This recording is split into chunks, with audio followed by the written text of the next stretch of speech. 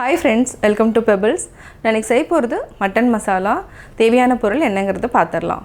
5 tablespoon மல்லி விதை, 1 tablespoon மிளகு, 1 டேபிள்ஸ்பூன் கசகசா, 2 டேபிள்ஸ்பூன் சோம்பு, 2 டேபிள்ஸ்பூன் சீரகம்.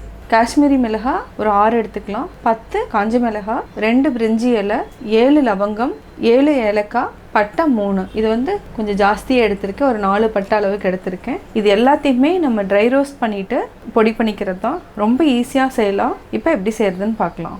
இது எல்லாத்தையுமே நம்ம ட்ரை ரோஸ்ட் பண்ணிக்கலாம்.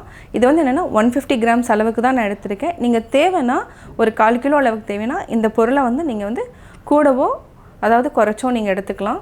ஒரு பேன் வச்சுக்கலாம். ஃபஸ்ட்டு கொத்தமல்லி விதை இதை வந்து நல்லா ரோஸ்ட் பண்ணிக்கலாம். நம்ம மட்டன் குழம்பு எது செஞ்சாலும் நம்ம வந்து தனியாகவும் அதாவது மல்லித்தூள் ஆட் பண்ணுவோம். அதனால் இதுக்கு வந்து மல்லி விதை வந்து கம்மியாக இருந்தாலே போதும்.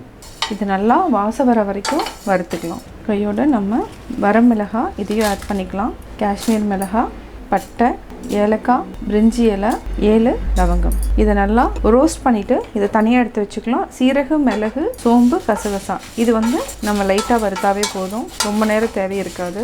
ஒரு 30 செகண்ட் நம்ம மல்லி விதையை நல்லா வறுத்துட்டு அதுக்கப்புறம் மிளகாய், பட்டை, லவங்கம், ஏலக்காய் எல்லாத்தையும் ஆட் பண்ணால் போதும். இதுக்கு எண்ணெய் எதுவும் ஊற்ற வேண்டியதில்லை.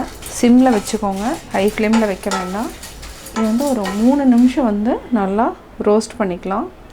நல்லா வாசம் வர ஆரம்பிச்சிருச்சு. இப்போ வந்து தனியாக நம்ம ஒரு பிளேட்டில் கொட்டிக்கலாம். அடுத்து மிளகு, சோம்பு ஃபஸ்ட்டு இது நல்லா ரோஸ்ட் பண்ணிவிட்டு அதுக்கப்புறம் சீரகம், கசகசா ஆட் பண்ணிக்கலாம். பேன் நல்லா சூடாக இருக்குது. இந்த சூடே போதும். நல்லா பொரிய ஆரம்பிச்சிருச்சு. இப்போ நம்ம ஆஃப் பண்ணிவிட்டு கசகசா, சீரகம் இதை வந்து ஒரு 40 செகண்ட் மட்டும் நல்லா ரோஸ்ட் பண்ணிக்கோங்க. அதிக நேரம் தேவையில்லை. கசகசாவும் நல்லா வாசம் வரும். இது வந்து என்னன்னா கிரேவி வந்து நல்லா திக்காகும். அதே மாதிரி இது வந்து வாய்ப்புண் எல்லாத்துக்குமே வந்து கசகசா ரொம்ப நல்லது. இப்போ ஆஃப் பண்ணிக்கலாம். இது எல்லாத்தையுமே நம்ம ஒரு பிளேட்டில் கொட்டிட்டோம். நல்லா ட்ரை ரோஸ்ட் பண்ணியாச்சு. நம்ம ஆற வச்சுட்டு அரைச்சிக்கலாம். நல்லா ஆறிடுச்சு. இப்போ மிக்சிக்கு மாற்றிக்கலாம். மிக்சியில் மாற்றிட்டோம். இப்போ அரைச்சிட்டோம். இதை வந்து ஒரு பேப்பரில் கொட்டி ஒரு 10 நிமிஷம் வந்து நல்லா ஆற வச்சுட்டு அதுக்கப்புறம் நம்ம ஒரு டைட் கண்டெய்னரில் மாற்றிடலாம். நான் பிக் பஜாரில் இந்த மாதிரி கண்ணாடி பாட்டில் எல்லாமே வாங்கியிருக்கேன். அதாவது இது 100 கிராம்ஸ், இது வந்து 50 கிராம்ஸ். இந்த மாதிரி பாட்டில் வந்து ரொம்ப யூஸ்ஃபுல்லாக இருக்கும்.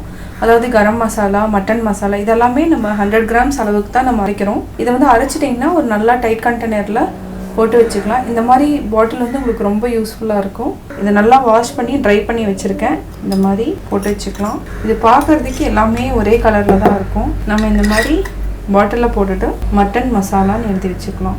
Mutton masala ready. நான் மட்டன் மசாலா எப்படி செஞ்சேங்கிறத பார்த்தீங்க. கட்டாயம் உங்களுக்கு பிடிச்சிருக்கும். இந்த வீடியோ பிடிச்சிருந்ததுன்னா லைக் பண்ணுங்கள், ஷேர் பண்ணுங்கள். எங்கள் சேனலை மறக்காமல் சப்ஸ்கிரைப் பண்ணுங்கள்.